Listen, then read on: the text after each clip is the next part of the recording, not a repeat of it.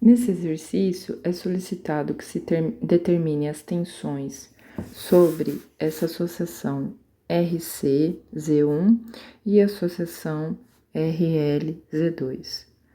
Então, note que estamos falando de um circuito RLC, série, alimentado por uma fonte de alimentação senoidal de amplitude 100 e frequência angular velocidade angular 250 radianos por segundo. O exercício ainda pergunta que mudanças vão ser observadas no comportamento do circuito se a frequência do sinal E de T sobe, né? A primeira pergunta que a gente pode se fazer aqui é se eu vou precisar equacionar esse circuito como uma análise de malhas, resultando numa equação diferencial de segunda ordem, ou se eu posso simplificar a análise do circuito utilizando uma análise fasorial. E existem duas palavras, duas questões chaves aí, que permitem a gente concluir que é possível usar a análise fasorial nesse caso. A primeira delas é que o exercício está focado no regime permanente. Então, não estou interessada no comportamento transitório do circuito quando a fonte foi ligada. E a outra questão é que é um circuito que tem uma excitação senoidal. Então, essas são as duas questões que permitem eu dizer que, nesse caso, eu posso aplicar a análise fasorial. Então, meu primeiro passo vai ser redesenhar o circuito, substituindo as impedâncias e a tensão por fasores. Então, primeiramente, o fasor da tensão, da fonte de tensão, vai ser representado por um fasor de amplitude 100, ângulo 0 volts. Então, a fase desse fasor é 0, certo? Agora, nós vamos transformar essa impedância Z1 também numa notação fasorial. Então, Z1 vai ter parte real 40 ohms, representada aí pela resistência, menos, né? Porque estamos falando de uma reatância capacitiva, menos J1 sobre o ômega, a frequência angular do sinal aí, 250 vezes o valor da capacitância, que é 20 vezes 10 a menos 6. Então, ficaremos com 40 ohms menos J200. Em notação polar, eu estou usando uma calculadora científica para fazer esses cálculos complexos, de números complexos, certo? Então, em notação polar, nós teremos algo como 203,9, eu vou aproximar para 204, menos 78,7 graus. Isso em ohms, isso em ohms. Estamos falando de impedância, certo? Vou repetir o processo agora para Z2, né? Então, Z2, parte real, 30 ohms. E agora é mais J, 250 vezes 64 vezes 10 a menos 3 ohms também. Isso resulta em 30 mais J, 16 ohms em notação polar, 34, 28 graus aqui, ohms também, certo? Então, Eu vou, inclusive, redesenhar o circuito para que graficamente a gente ilustre essas questões, essa mudança de... vou redesenhar o circuito no domínio da frequência, certo? Então, vamos lá, vamos ter aí a fonte, 100, ângulo 0 volts, né? Então, note que não existe nada nessa notação que indique pra gente que essa tensão, né, tá sendo dado em valor RMS, valores efetivos, então a gente assume que o 100 é de fato o pico dessa sinal de alimentação. Aí nós vamos ter um Z1 dado por 40 menos J 200 ohms, uma impedância predominantemente capacitiva, e um Z2 dado por 30 mais J16, uma impedância predominantemente indutiva. Para calcular as tensões de Z1 e Z2, então aqui é Z1, aqui é Z2, a gente vai calcular a corrente do circuito, certo? Então, a corrente do circuito, eu vou chamá-la de I.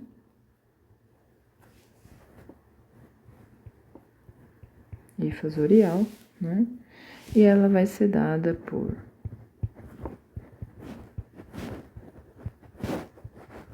pela tensão dividida pela impedância total do circuito. A impedância são duas impedâncias em série, então nós podemos simplesmente somá-las.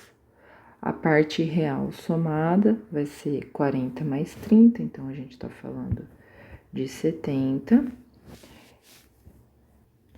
E a parte imaginária somada, a gente está falando de menos 200 mais 16, que resulta em menos J 184. Note, então, que a impedância equivalente dessa associação dessas duas impedâncias, ela é predominantemente capacitiva. Então, a priori, eu já sei que a fase dessa corrente vai ter que ser adiantada em relação à tensão, certo? Então, é isso que a gente espera obter. Então, fazendo o cálculo, eu vou ter algo como 0,508 aproximadamente e fase 69,17 amperes, certo? Então, obtemos um ângulo que está avançado em relação ao ângulo da tensão, né? Portanto, corrente adiantada. Agora, de posse da corrente, vamos dizer assim, né? Nós conseguimos calcular V1 e V2 de maneira individual, certo? Então, vamos calcular primeiro V1 aqui.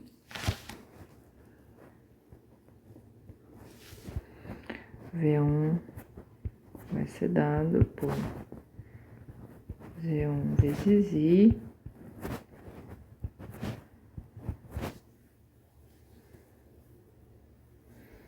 Portanto, nós vamos ter 40 menos J200 vezes 0,508.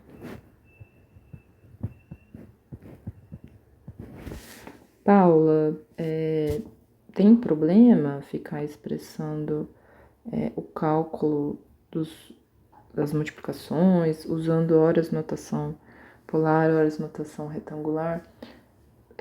Entendo que não, contanto que você tenha domínio e saiba o que você está fazendo, certo? No meu caso aqui, por exemplo, eu estou optando por manter a notação retangular da impedância, porque ela não é decimal, ela é mais simples, né? Se eu fosse, ao usar a notação retangular aqui, desculpa, polar, eu acabo fazendo aproximações. E, portanto, se eu vou inserir isso novamente na calculadora, eu estou propagando essas aproximações. Enquanto que se eu insiro na calculadora, ou no programa que vocês estão fazendo, né? A anotação retangular sem aproximações, no caso, eu preservo a precisão inicial, vamos dizer assim, né? E com isso eu propago menos erros, certo? Mas quando eu vou apresentar o resultado, no caso como da corrente, eu prefiro expressar em notação polar, porque fisicamente faz mais sentido. Então, eu sei que aqui eu tô falando da amplitude da corrente e estou falando da fase da corrente, certo? Então, quando eu tô falando de grandezas como tensão e corrente, eu prefiro expressar em notação polar. E só vou me preocupar com a notação retangular dessas grandezas se eu precisar, por exemplo, fazer um diagrama fasorial com uma certa precisão, porque aí eu vou querer ver qual é a componente real e imaginária desse número, certo? Bom, V1 resulta então. Temos então 103,6 ângulo menos 9,52 volts, com algumas aproximações, tá? Então, veja que curioso, né? A tensão de pico dessa tensão, ela já é maior do que a da fonte, e ela está adiantada em relação, ou melhor, ela está atrasada em relação à corrente, à tensão, certo? Como era de se esperar mesmo, né? E também atrasada em relação ao próprio sinal da fonte, ok? Bom, o último passo, então, nesse momento, é encontrar o V2. O V2, que tá aqui sobre essa impedância. E o V2, vou fazer aqui em cima, vai ser dado pelo Z2 vezes I2 sobre I, né, vezes I, né? Então, nós estamos falando de 30 mais J16 vezes 0,508 ângulo 69,17, resultando em 17,3 ângulo 97,24, ok? Volts, tá? Não vou conseguir colocar aqui, mas é volts, certo? E aí, note então agora que a situação é outra, né? Nós temos essa tensão adiantada em relação à própria tensão da fonte, porque agora a gente tá sobre uma carga puramente indutiva. E a própria corrente em cima da carga está atrasada em relação a essa tensão na carga, como era esperado, né? Então, um cheque que a gente pode fazer é que a gente espera que V1 mais V2 sejam iguais à tensão da fonte. Então, nós podemos rapidamente fazer esse cheque para ver se não houve nenhum erro, né? Então, esse é o tipo de coisa que, principalmente quando nós estamos operando com números complexos, às vezes é saudável ir fazendo pelo caminho algumas checagens, né? Opa. Para garantir que nenhum erro foi cometido aí nos cálculos, certo?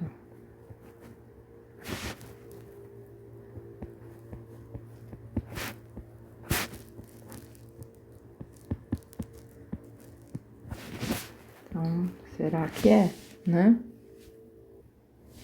E se eu fizer isso com o auxílio de uma calculadora ou com uma ferramenta computacional, vocês vão obter, eu obtive aqui do meu lado, né, 99,99 ângulo 1,57 vezes 10 a menos 2, certo? Então, o que temos aqui, né? Uma expressão dessas imprecisões realizadas com a calculadora, certo?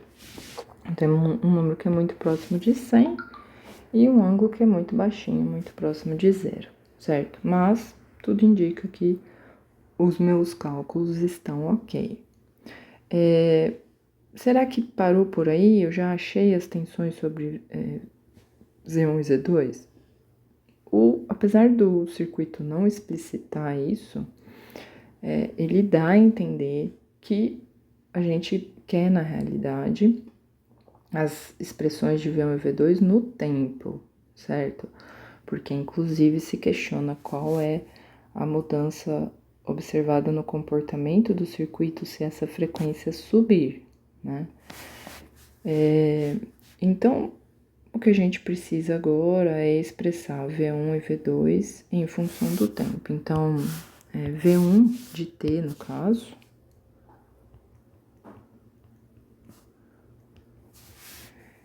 tem como amplitude 103,6, certo? Cosseno ômega t menos 9,52 graus. Ômega em radianos, ângulo em graus. Tem problema? No nosso contexto aqui de circuitos elétricos, não, mas provavelmente um professor do curso de cálculo se invocaria com isso, certo?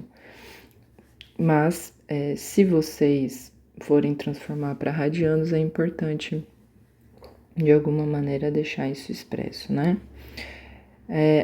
A conversão para radianos ela é muito importante se vocês forem usar alguma ferramenta computacional para desenhar os gráficos, porque as ferramentas computacionais vão estranhar você definir um cosseno que tem ômega definido em termos de radianos e um ângulo em graus. Então, fiquem atentos a isso. Isso pode causar muito erro, né? Então, agora, expressando V2 de T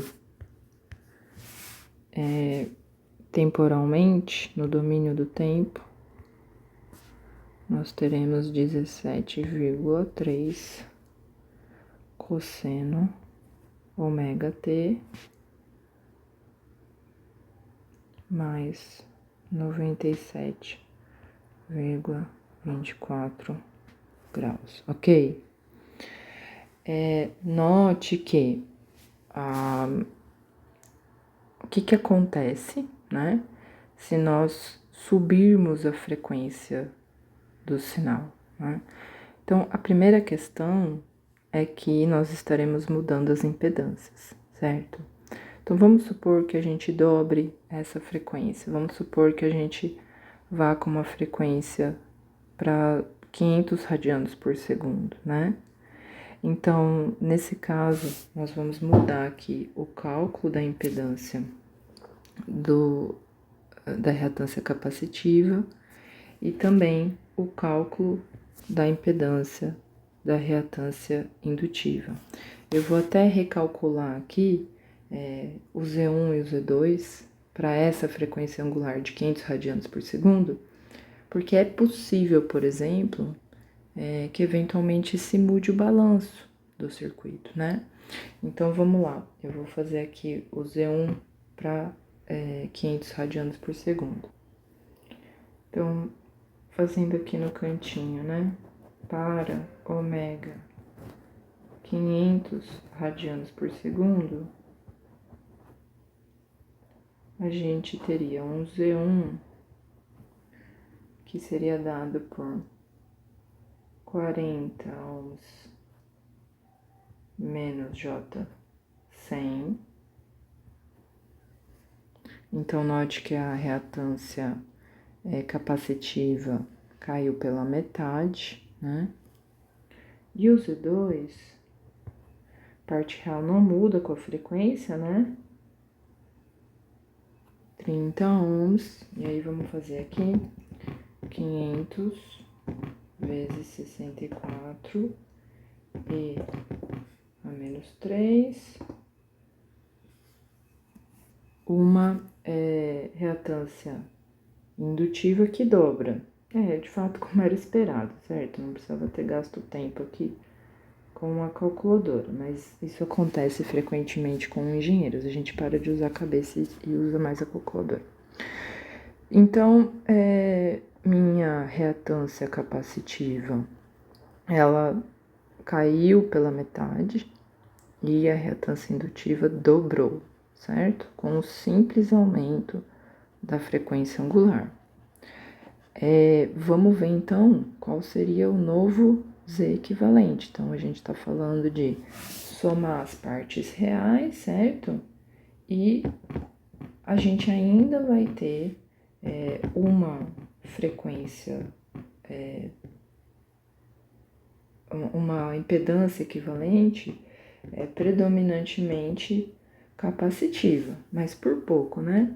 Então, a gente vai ter como Z equivalente aqui, a somatória dos dois, vai ser 70 menos 68 J, né, ohms, certo? Então, o circuito ainda vai ser predominantemente capacitivo, mas esse balanço está sendo diminuído. Ou seja, se eu subir um pouco mais essa frequência, esse balanço vai ser alterado. O circuito vai deixar de ser capacitivo e vai passar a ser predominantemente indutivo. Então, como que vocês podem explicar essa mudança de comportamento, certo? Então, ao aumentar a frequência, a reatância capacitiva, ela cai, enquanto que a reatância indutiva, ela sobe. Por estarmos falando de um circuito onde essas impedâncias estão associadas em série, nós temos que o circuito vai se tornando cada vez mais indutivo conforme a frequência sobe. E, portanto, em algum momento, a corrente ela vai passar a estar atrasada em relação à tensão. A corrente total vai passar a estar atrasada em relação à tensão da fonte, certo? Então, em linhas gerais, é o que a gente pode afirmar sobre a mudança de comportamento desse circuito.